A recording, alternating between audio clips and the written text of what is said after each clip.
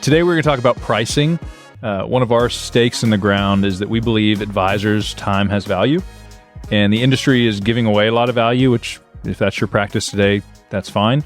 But we would challenge you to say, if there's a model where you can do exactly what you're doing today, continue to add a lot of great value, manage assets, help clients with insurance, but add a piece to your business where a client can actually get value from you without having to buy something, we are fully bought into that model. For my personal practice, it has changed the type of clients we get to work with. So big believers, we challenge everybody listening to that model. Come to one of our events. If you want to challenge me in person, let's do it. Nobody has won one of those arguments with me yet, but I'm always open for it. Yes. So knowing that most people listen to this believe the idea that their time and their ideas have value, that's when people start to get into the, okay, but explain this, and this. And one of the very first things they ask is, how do you decide how much to charge and then how to charge? As in, is it one big check? Is it the smaller check every month? Is it for 3 months? And so because we have been able to interact with so many different advisors and also just companies that allow for different sort of pricing or restricted to certain pricing, we've got, I think, a pretty healthy perspective on the different progression of and types of pricing. So I appreciate how we laid this out. This is almost like an emotional / experience progression. But caveat, compliance matters. Yes. And depending on where you work, what your team has decided, we work with firms where the firm has said this is what you have to charge. So taking all that into account, we're going to give it to you from what we've seen combined across the industry to say, here are various ways of charging, pros and cons of each. At the baseline, what I always tell people when we do our events is your fee needs to match your service model. And so if you're at a firm, large firm, small firm, and somehow there is protocol in place that limits your flexibility with altering your fee model, please make sure that the fee you're charging matches your service. If your firm says, hey, you can't charge more than $2,000 for a financial plan, do not meet with that client every month. Go to meet with their CPA and their attorney. Yeah. Quickly, this model will frustrate you. But if for $2,000 you had such a streamlined process that in 4 hours of total work, you blew their mind and they were happy to come back and they wanted to refer you people, you can create an experience that you can deliver quickly that is still profitable for your business. Absolutely. So again, these touch on emotion, but also this on a practical standpoint, how do you decide on the amount you charge? And there is a progression. And the first kind of pricing is fear pricing. And the reason we call it fear pricing is I've asked multiple advisors, why did you choose that amount?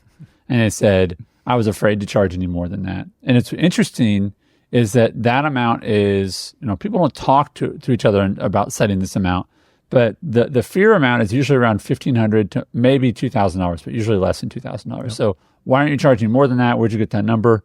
I was just afraid to charge any more than that. That's how they kind of came up with the number. So but there's some actually good things about this. And I like to encourage advisors when I talk to them, it's good when you're charging anything, because it shows that you think that your time has value. It also shows that you've gotten approval to charge for your time. And also, it really sort of gets the internal machine moving forward. That's like, hey, I'm going to get the reps in. You did this, Sten. I mean, your first plan was like $1,500. Yeah. It's amazing now that I look back, and we've been teaching this for 3 years now. I've been doing it for about 5, a little more than 5, is that before we even had all this data that we gather from advisors and we gather from large firms, and I think the average across now is something like $1,490 was about what my first plan was, and I just made it up. Yeah. But it was fear-based, and I was like, I just don't think it's worth it. They're not going to pay me for it. But the biggest win for that, even though I lost money on that deal, was it broke that seal of, actually, it has value, and there's somebody out there that will pay me for it. Yeah, yeah. Now, those are the positives. The problems are that it's not scalable. And it's, I can do that a few times. Sort of like if your neighbor says, hey, can you help me move something? Sure. But they're like, hey, Stan, we're going to start a moving company, and I'm not going to pay you. You're like, that doesn't scale very well because I have an actual real job, So as a one-off or two-off, it's fine. Maybe 3 or 4 or 5, 6, maybe 10. But at some point you go, hold on. This is not working. That myself, my time, my team's time is worth more than that.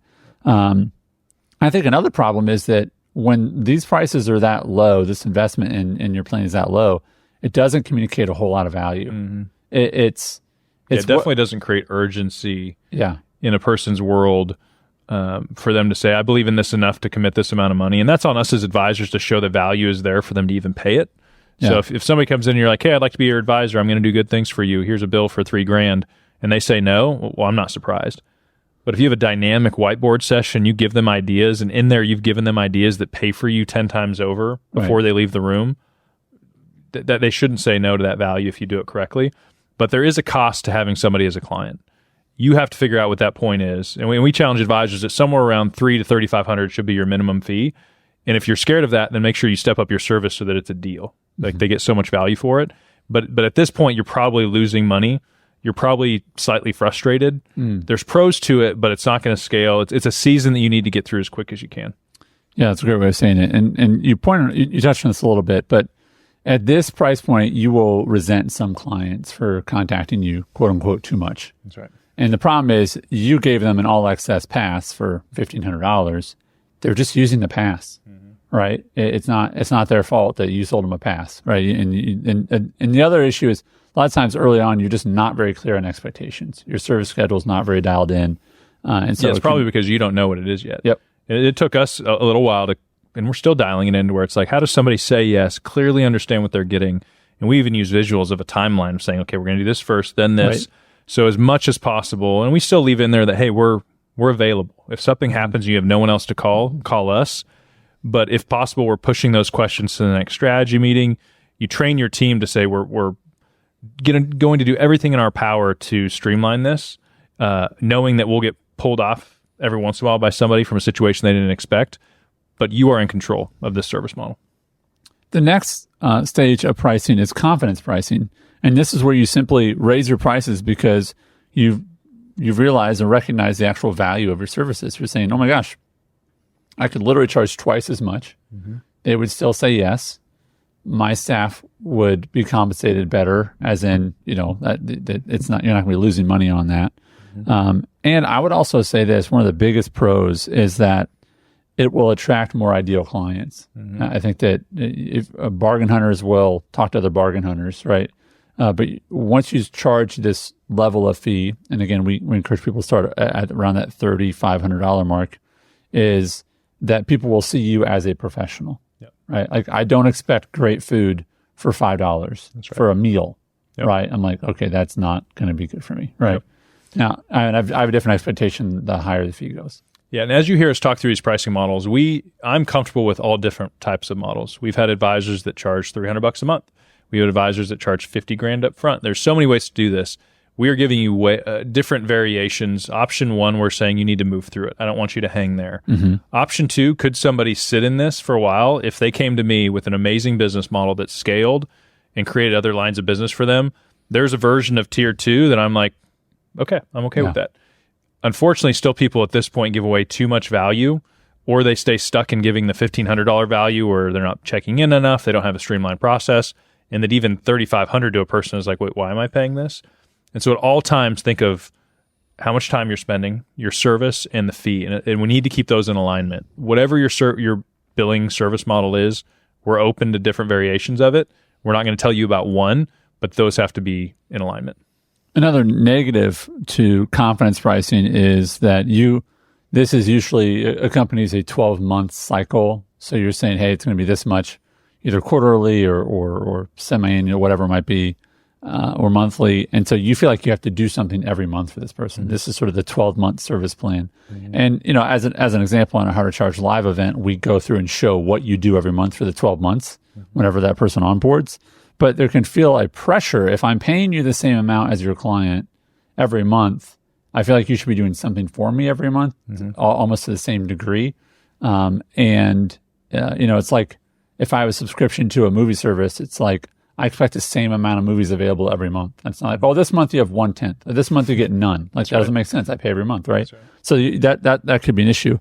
But one of the other positives of the confidence pricing, let's just say it's in the $3,500 and above price, is that you stop worrying about or focusing on, I have to sell a product, because you're starting to realize, like, even if I don't place a product or gather AUM, it's still worth my time. Yep. When you get to this pricing point, and I'm going to assume you have somewhat of a streamlined business model where this can scale at this level, you're going to realize, like, wow, this is profitable. Yeah. Like I'm actually making money here that can fund other things. I think this is the 6-figure. Like you can do 6 figures here. Oh, easy. Yeah. Yeah. I mean, at 3,000, you're doing 20 plans. Right. And that's not that hard. Like at the end of the day, like, you may right now be listening and think, Sten, those clients don't exist. I believed that once too until I started meeting them and I realized there's a lot of them. There's actually more of those people. Yeah. They will pay a fee for time and ideas and advice than those that are ready right now to buy a product from you or move money. Yeah. That's actually the small group. Yeah.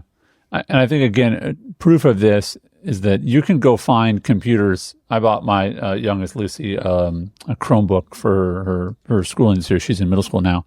And it was like $160. It's amazing. I was like, this is an amazing computer for $160.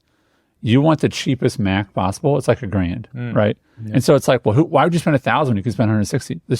It's different pricing, different purposes. It's different customers. And so understand there are customers out there. There are clients that are happy to spend 5, 6, 7, 8, 9, 10. Happy, right? If they're out there. If the value's there. Right. The third one is time-based pricing. How much time does it take to implement? So one of the positives of this is that you're going to really feel like, oh, okay, I've gone back and I've made sense of how much am I paying my staff? How much is my time worth? And so it's gonna be less sort of like, lick my finger, put up in the air. What's the wind speed? And I'm not going to charge it because I'm confident. I'm going to charge this much because I know how much time it's going to take me to actually implement. And I also think that if you're thinking that way, your systems are starting to be improved because it's okay, how much time does it actually take to do X, Y, and Z? But you pointed out some cons if you think that you've got time pricing figured out. What are they? Part of it, in the past, we called this like time/complexity, where we had like a fee matrix. And it's like, well, if they have trust, if they have this, what ended up happening is it almost felt like every person's engagement was somewhat customized because we tried to justify a different fee for everybody based on what we thought was going to happen.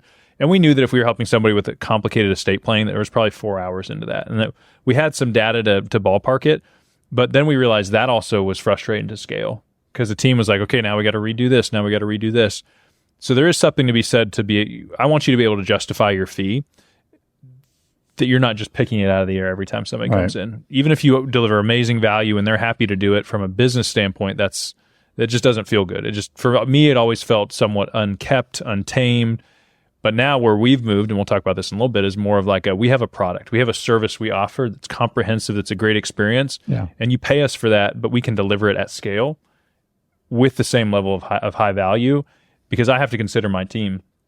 Sten can go out there, and I'm thankful I have, God gave me this ability is to communicate things to people and convince them and get excited with me. Right. But there's times where my team was like, dang, Sten got somebody else to say yes. Yeah. Because it was so much work, it wasn't scaling as much as I wanted it to. But I look back and with some patience for younger Sten, that like these were the versions I was working through. Yeah, I think there's something to be said that like actually my son is doing things and saying things to me now that I'm like, man, I said the exact. I mean, he said something the other day. It was like, I don't know, it's a couple months ago, and he just like screamed at me on the stairs. I mean, I remember where he was standing. He said something about like, oh, I hate you, or I was something. I was just like, and I didn't react at all. And my wife was like, why didn't you react to that? I was like, oh, I just like 100% saw myself. It was like a mirror. I was like, oh, there's a 30-year mirror of Andy. I was like, because I knew exactly what he was feeling. It's like, I get it. Yep. So when we talk about pricing and pros and cons and understanding like these are stages you have to go through. Like my son is like, he's got to go through his teenage angst or whatever, like just want to get through. So give yourself some grace, give yourself permission to say like, oh, I'm right here. It's not a bad place to be. Because again, like, guess what's happening? You're always getting paid. Yes, this is a good thing. Yeah, you're getting paid to learn. Right. And at least with our community advisors we like to hang out with is we like to do hard things. Yeah. We don't expect it to go perfect. When something's uncomfortable, it goes wrong, we just chalk it up as it's part of the process. Right. So with all of that in mind, wherever you are in this pricing, even if you're like step 0, like I haven't even started doing it yet, with anything that you want to be really good at, you have to start as a beginner. Like you have to be willing to have the discomfort, of walking into a room being like, man, I don't belong here. And what are these people talking about? Because then someday you're at the table with ideas. But if you never just try it, right, you won't get there. So give yourself permission to go through the process because you'll keep maturing through it. And our hope is with what we talk about, you're going to skip these or you're going to accelerate it. And that's part of being part of our community is that like, don't take as long as Sten took to figure it out because I had nobody to watch. take our stuff. We'll tell you, hey, we did that. It worked for this long. I'm not going to tell you not to do these stages, but just hang out there just for a few months and then let's move on. Right. So the next version of pricing is front-loaded, which is essentially there's a large upfront fee and then you have a ongoing monthly fee. So these are some advisors that say, hey, I know it's going to be more work in the first month or two. And then to have me on the team, it's going to be an ongoing. And sometimes this is literally an ongoing, as in it's just, let's say, for instance, one advisor that is part of our community, it's $5,000 for the first, I think, 2 months, and it's $1,000 a month, and it never ends. Yep. And that's in addition to AUM, in addition to insurance, but that's just to sort of be on our team. I will say, and we said at the beginning, your compliance has to be okay with this. You have to get this cleared, right? But that's a possibility. Now, the pro of that is you are going to get paid more upfront when you are doing more of the work. And this can be good for people who want to do, here's their plan. And then I think this fits best for people who are doing really active AUM, like really actively manage money, because they can substantiate the monthly sort of activity or the ongoing fee. But I would also say that it's still tied to a 12-month calendar. It still says, hey, I'm going to be doing something for you every month. So if you don't feel like you can or are doing something every month, this may not be the right one for you. Yeah, and I've heard this put as this is like our onboarding fee. There's a lot of advisors I meet that they're pretty much an AUM shop, but they know just based on the things they have to do up front to onboard somebody, they charge a fee for it. I don't know if it's quite a financial planning consulting fee. It's, to put you on our roster, to gather all your data. We know that's time and energy. We're not going to give it away for free. And then shifting to the monthly piece, there is something about, hey, if I'm going to be a line item on your monthly bill, I have an expectation of that. There are some drawbacks to this.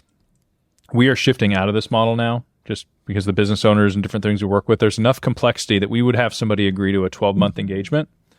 And 3 months in, we'd learn a lot of new information and realize this should never have been a 12-month engagement. The company they thought they were going to sell, this thing they thought was going to happen, so much changes in that 3 to 4 months at the very beginning that kind of moves us into what we'll talk about kind of next step is, what if I get into that engagement and I'm like, oh no, like I don't have enough to do. The thing I thought I was going to do, they don't want anymore. And now I have them on the hook and they're paying me and I don't know how to justify it. I give you permission now, double check with your compliance, to go to a client and say, this is no longer a good fit. What we thought we were going to do is not happening anymore, as opposed to sitting there and having that feeling in your gut of like, how do I keep justifying my value? Right. I hate that feeling. Yeah. I don't want to take someone's money unless I know, hey, this is going to be a home run. That at the end of 12 months, there's a chance they say, I worked with them, but it wasn't that valuable. Does Elon feel this way about the Cybertruck? Because he took deposits like 3 years ago for that thing, and it's still not out. God bless him for getting all that money. But that's, we're not, this isn't in stone. It's your business. Right. And so if you get into an engagement, 12 months is a while. So if you are in this 12-month flow and it feels like something's like, be the one to bring it up versus the client feeling it and not saying it to you and you not saying to them, like, hey, we thought it was this.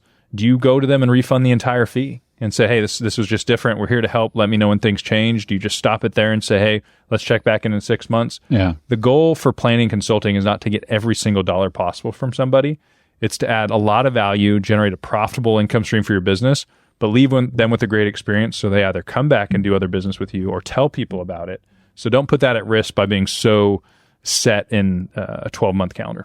Let me ask a specific, and let's just say you meet with them and you think you're going to do 5 things, 1, 2, 3, 4, 5.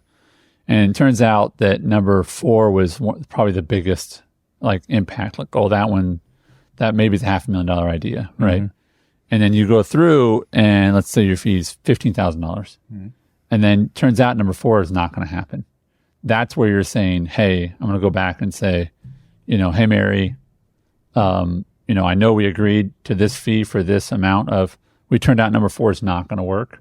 I think there's a case to say, we're going to refund half your fee or something like that. Yeah. Or you reduce the monthly retainer moving forward. Right. So just on a practical level, that's what we're talking about is if you have an idea that you think is going to work and then for some reason, and we know this happens, for some reason, it doesn't happen. Yeah, we had, and I'll give you this real life scenario for us, is we have this guy, he thought he was going to develop something like 400 homes outside of Atlanta. So he needed a new CPA. He was raising money. He wanted an attorney he wanted us to talk to about just kind of like what LLC should it be in for him, like a lot of complexity. And so we engaged, I think it was like a $15,000 plan. It's important that we're not telling him, hey, we're not doing your taxes. You need to get other people on the team, but we will represent you in this when it comes to your financial plan. 2 to 3 months in, he didn't get the funding he thought he was going to get. So he pivoted to trying to raise the money on his own, which when you're in a money raise, like that's all you care about. Like we could have talked about his 401k and his life insurance planning or his estate planning, but it's like, no, if I don't get this money, this deal's done. Don't talk to me about anything else. Right. So even at that moment, everything was different. All the other stuff we were going to do for him, he's like, I don't even want to talk about it. And then fast forward 2 months, he's missing the raise and the deal's falling apart. But now the CPA he got put in place that was $1,000 a month, when before he was paying a CPA $200 a year. All of a sudden, that's a huge pain. Yeah. And he's frustrated about that. And all of a sudden, he's frustrated about our fee. And so we're sensing this feeling of like, okay, things have derailed. Yeah. Everything feels like a burden versus a value add. And I had to go to one of my team members and be like, hey, why are we still doing this? And for my team member, and this was on me, is I never communicated to them, like, you have the authority to say or come to me and say, hey, Sten, I think we need to just stop this engagement. Yeah. And that the relief I saw on his face when I gave him permission to do that, because the goal is not to just trap somebody. It's like, if we're adding value, great. But if there's a time where it goes sideways. Yeah, the goal is never to trap someone. The goal is always to make them feel like you are the best deal in town. Like it's I cannot believe for $15,000 I got this much value. That's right. And the problem is there's things that happen, and you guys all, you know this if you're listening to the show, if you've ever done an insurance thing and you're like, this looks like the healthiest person in the world. And then I remember one time, I don't think I've ever told you this, I got rejected for insurance, for like health insurance, because I had been to a chiropractor. I was like, I got the letter back. I was like, because you've been to da-da-da. I went one time in a year. Oh. And for something in there, like triggered, and they're like, no, I was like, what are you talking about? And the person who was trying to sell me insurance was like, and yeah, that's the craziest thing I've ever seen. But it happens, is my point, right? Oh, yeah. And so what do you do when you base your fee upon these ideas? Is sometimes you have to adjust. That's right. Right? And it's like, do what helps you sleep really well at night. And so I was also something called the grocery store test. Have you heard this? It's if you see them at the grocery store, how would you react? Oh, that's good. So it's like literally seeing them on the aisle. Are you going to be like, oh, crap? Yes. You know, and like, I forgot something in the bag. You know, you just abandon cart, kids, run to the car, right? It's Mr. Jones. Awkward moment. Right, yeah. But it's the grocery store test. It's like what versus them going, hey, man, it's really good to see you. Thanks again for being flexible and understanding that like the funny, it's like, hey, no problem. Because that's that. And even though that's a made up scenario, like it still feels good to be like, yeah, I want to be able to see them in public and feel good about it. You know what I mean? Yep. So yeah, just remember, you are in charge. This is your business. You are controlled engagements. And at times, if you are on a 12-month calendar, somebody will say yes. They'll be really excited. This will happen to you at some point, and something will change. And my hope is you have an awareness of that shift to either get with the client and reorient the engagement and keep it as is, or proactively go forward for the sake of your team, for the client, for you, and be open to shifting.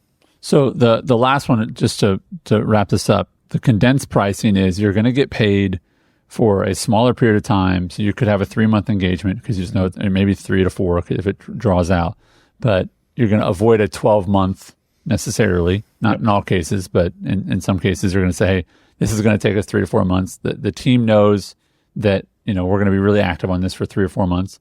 And it's just a more condensed, let's call it condensed pricing because it's a more condensed engagement. It also allows for multiple engagements at that point. Mm-hmm. You could come back 2 years from now and have a different one, but also doesn't sort of keep them on the books. Like, oh, we have to update them and nothing's really happened. That's right. Right.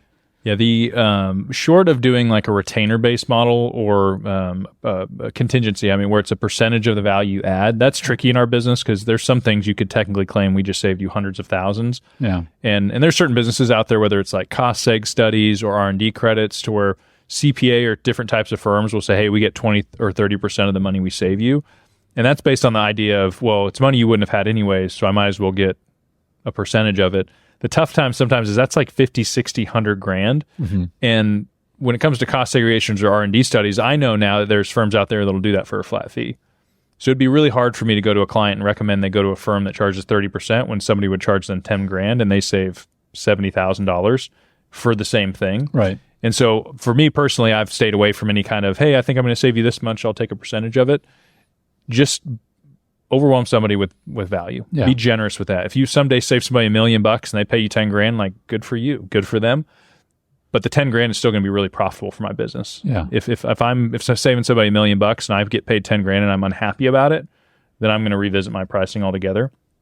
We've learned with my practice, we work mostly with business owners, is that we add so much value in the first 3 to 4 months that we've decided to say, you are onboarding with us in a 3-month engagement. There's no commitment, no even talk about an ongoing engagement, because we're going to learn so much in that 3 to 4 months. Then we'll talk about if we need to stay on the team. Yeah. For me and for my team, we know exactly what to deliver. We have a great process. We have a great, it'll look great, and they'll be like, this is so much value, but we can't solve everything in 3 months. So we're going to give them things they can do on their own, but we're also going to say, here's the roadmap. Oh, by the way, if you want us involved to help you implement it with these next steps, here's what that engagement looks like. But for me and looking out for my team, I want them to know, hey, we know exactly what we're getting when Sten gets somebody to say yes. So they're excited when I get somebody to say yes. And then when we fully understand the client, because we'll dive in really deep in that 3 months, then as a team, we get to decide to say, okay, what does a healthy engagement look like where they're super excited and we're super excited? And maybe out of the 5 people we could get to say yes to an ongoing engagement, we only take 1 or 2 because we really enjoy working with them. Right. Love that too. Love that.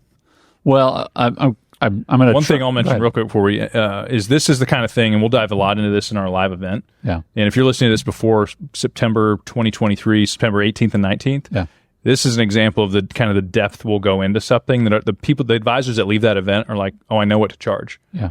And that's huge, because there's so much clarity in these things where we find advisors are stuck on prospecting strategies or my process with my team or what's the next hire I should have. And if you come to our 1.5-day event, these are things you're going to leave with like, no, I made that choice. Absolutely. Absolutely. Yeah, we've got about 10 spots left for that event, and I hope that you'll invest in yourself and your business and join us for that. There's going to be a link to that in our show notes or on YouTube, so check that out. Sten, as always, thank you for the very practical advice. You bet. Thanks, brother.